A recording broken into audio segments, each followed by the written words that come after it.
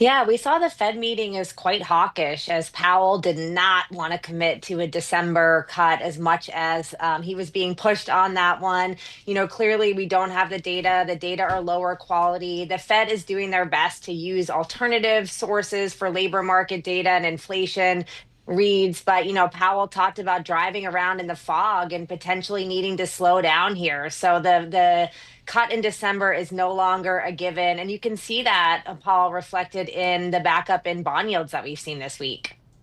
When you look at how this market just continues to move forward, this incredible momentum right now, what's it going to take to stop that momentum? Because I read this stat. It said that the market has now been up every month this year. We haven't seen that in decades. So a government shutdown didn't stop it. Yeah. Powell not being very transparent about a December rate cut hasn't stopped it. What's it going to take?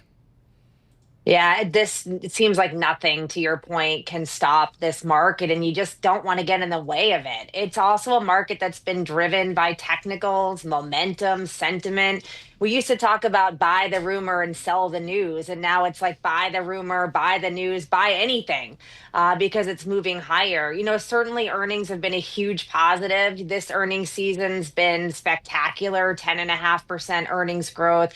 82% beat rate, not as positive overseas, but certainly here in the United States. So I think you really need to see a challenge to the earnings picture. The bar is lower for next quarter. We're looking for 7% earnings growth. So that's a positive. I just think that there's so much optimism. You've got seasonals in your favor heading into next month. So, I think again, it's a lot of great news being priced in a world that frankly is far from perfect.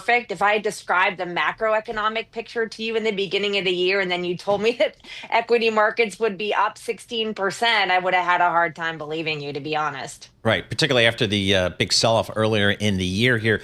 So, Yeah. Emily, this was a week where you also had some geopolitical, news. President Trump going through Asia, culminating with his meeting yesterday with Chinese Yeah. President Xi. It seems like, I guess at the very least, we bought ourselves another year of relative trade peace with China. I'm not sure we solved anything. How Yeah. do you read that?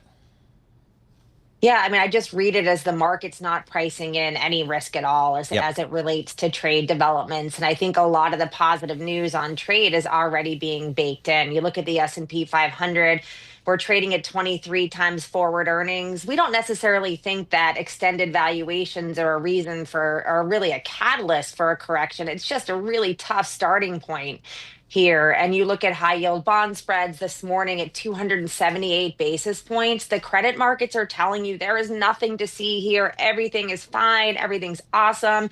So we just want to be mindful about how much optimism on the geopolitical front is already baked in. It says, again, a buy the rumor, buy the news environment that we're seeing here. And of course, there could be more volatility, sort of as we head into 2026, not only around geopolitical headlines, but other developments as well that we want to be careful for. And Emily, I want to get your thoughts on emerging markets because they've sort of quietly been the darling, right? I mean, they're outperforming their Mhm. US peers for the first time in I think it's 8 years. I would imagine the lower dollar has something to do with it, but tell us Yeah. the driving force behind what we're seeing in EM. Yeah, we actually made a change in our recommendations halfway through the year to start to lean more into international growth over international value because we saw the earnings trends improving there on a relative basis. Of course, on the international growth side, you're going to get more exposure to EM, more exposure to China.